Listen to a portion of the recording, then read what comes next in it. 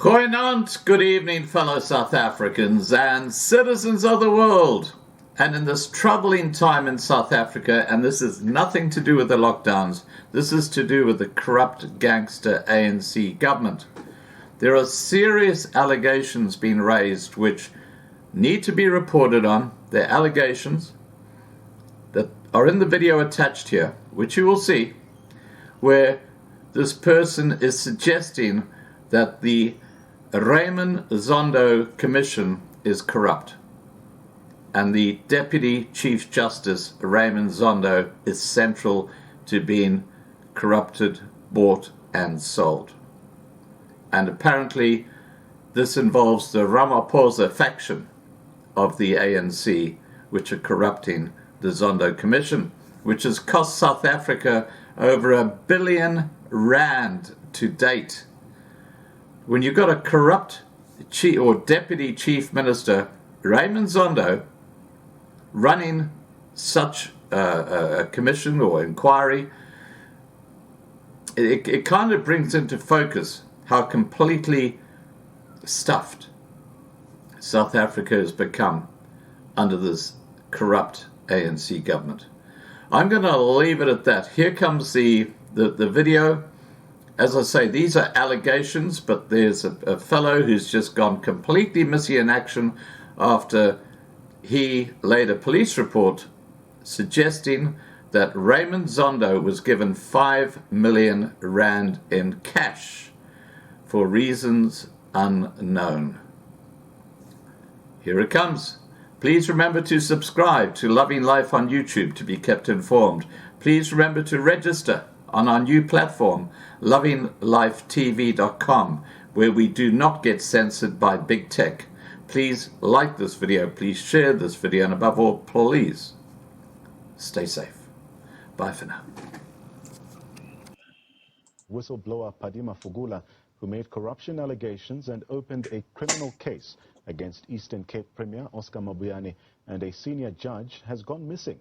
Fugula claimed in his statement that in 2016 he was working as an ANC branch-level activist in East London area and that he was sent to deliver R5 million to the judge. Fugula is believed to be a key to unlocking a case of alleged intimidation and corruption carried out by the Serious Corruption Investigations Team in East London. Fugula is also a local organizer for our union, Padima, ex-mine workers union, in the area of East London. Now they reported to us that this matter has been reported to the police, but the police are resisting, and the other police officer told Padima to leave this thing because this is not going to work. He cannot be happy to lay charges against big people like Oscar Mabuyane and Chief Justice Zondo. So this officer called Padima into the station. Yes. And this is when Padima handed some of the information to him. Exactly. And after that, he disappeared. Exactly, on the 9th. On the 9th of April. Then after you received a call. Then after, even before, it was before Padima went there, the officer called me on the same day that he was sitting with Padima in his office and he wanted me. He said he was sitting with Padima, if you can read that road. He said he was sitting with Padima in his office and he wanted also me as a person who was advising Padima. Even questioned whether I'm a doctor, I've got a surgeon or something, because they called me doctor. I said to him, look, that is the name, let us put it that way. And what do you want exactly? He said he wanted me to go and testify whether indeed I advised Padima to open the case. And Fugula himself told us, and the people of South Africa, in terms of the case that has been opened, that he handed over personally a cash money, ostensibly 5 million rands to the Chief Justice. Deputy Chief Justice. The Deputy Raymond Chief Zondo. Justice. Point of correction, Judge Mugwen. To the Deputy Chief Justice. And so we feel like that it is necessary now for the people of South Africa to come on board, call for the returning of Padima Fugula, call for the case to be properly investigated, call for the police to bring out this truth properly and follow other channels as usual. When people open case against Msholozi today, tomorrow that thing is on papers, it's on TV, it's everywhere. When people open the case against anybody who's not in the camp of President Cyril Ramaphosa, people are attacked without any hesitation. What is the problem now with this case? Because what we want justice to be done. We were struggling for equal justice for all. We're not struggling for this public rubbish, legal system, where people are doing things and aligning themselves with certain sections of the movement. Against the same police officers who called him into the station, and thereafter he went missing. Exactly what happened, the family, because after the police actually pretended as if they don't know where he is, they regularly visited the family and demanded that the family must tell them where he is. It is the same thing that they came and picked me up here because they said, I must know where he is because he was a close person to me. And so the family opened the case against the police. This is the case that was opened by the family against the police who was actually harassing them. The case was opened on the 10th on the 10th of April. 10th of April. Actually, she went to report this missing person, also opened the case of actually harassment by the police, which is the case number 626/04/2021 for the people of South Africa. Please, everybody or anybody who can assist in this regard, to find Mr. Fugula, any information in this regard, because this is very serious. It's not about us, comrades, as the Fugula family and ex-Manuel. The truth that Mr. Fugula, possesses, comrades, is a truth that is going to even help the ANC to understand how it is helping to oppress the people of South Africa. Because the ANC now, its duty now today, is to help with the capitalists to oppress more our people. That is the duty of the African National Congress now. It's no longer the same duty of the ANC that we initially knew to free the people of South Africa and lead them to a proper, what you call, freedom. But now they brought us to this actual fake democracy in order to suffocate anybody who's trying to raise his voice against these capitalists. What does it speak to? What precisely appeared in that affidavit was that Mr. Fugula alleges that on a particular date, around 2017 or 2016, I'm not sure, he was approached by a guy by Jack who was working with him already, that they've got a business to do. Because remember, Mr. Fugula stated that in that affidavit that he was working for Oscar Mabuyane, who was the Premier of the Eastern Cape, to bribe branches, must put it that way, who were supporting the NDZ campaign.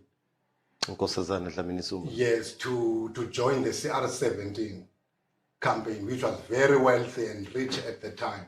So Fugula was also given 10,000 rand, apparently, that, according to the affidavit, to motivate him to participate in that process. So who gave him this 10,000 rand? Is Jack, apparently, from, I don't know whether it's Jack or whoever, but I don't want to get into that detail of the affidavit, but I want just to highlight issues that actually I remember in the affidavit, including the fact that he personally later on, he went to Mthatha and other areas to bribe branches, even in KZN.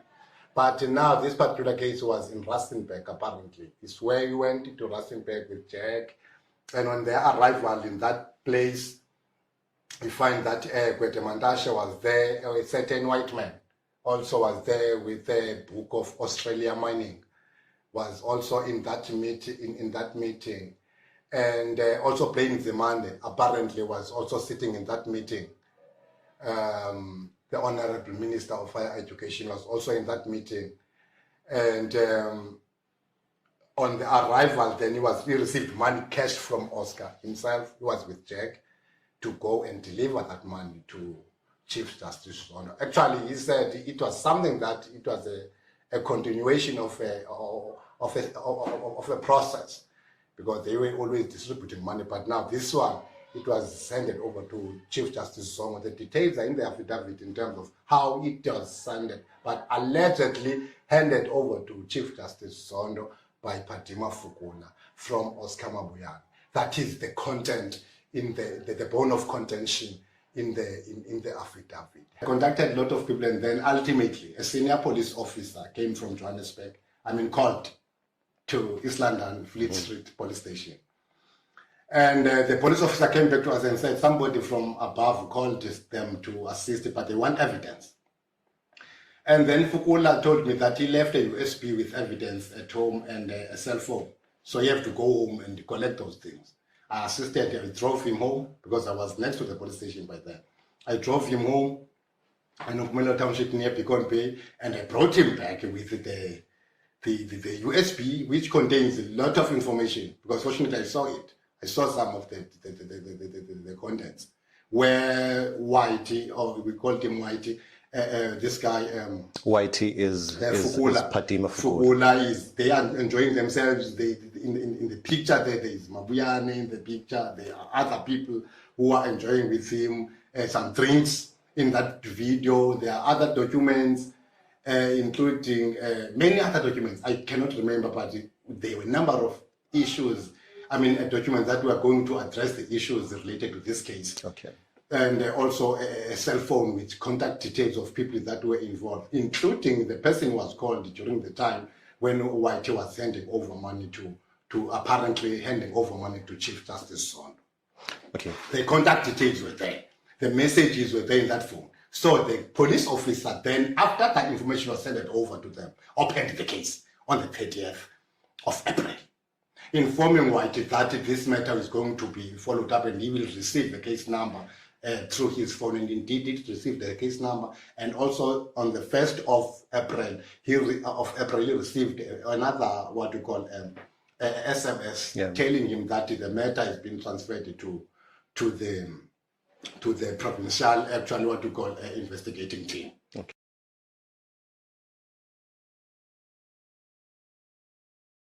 th of this month, when I was sitting in my room at the hotel and somebody called me. And when I went downstairs, I was told that there are people who are looking for me in front of the door. And I saw this car, and I went to it. What car was it? It was a Mercedes-Benz. When I went to the car, they showed me a document with a signature of a person who is apparently a judge. So I boarded the car, and then I saw the document. They read the document for me, and they said I have to comply with this, and they respect me. They think I'm an educated person. I will comply and all that stuff. So I told them, no, I don't have a problem. And they drove with you. I asked them, why should I leave? Because I've got my things here, I've got my stuff. I'm working for the social workers union. We've got a meeting with social workers the following day, and that meeting was aborted. I didn't attend that meeting of social workers union because they took me here from Durban to my home. Eastern Cape. Eastern Cape. Quickly, what happened then? On our arrival at my home, they wanted to confirm whether what actually led Padima to come to me. What was the reason why I was so special for him to come to me and approach me? I told them that I'm a leader of Ex-Mine Workers Union. I'm a leader of Social Workers Union.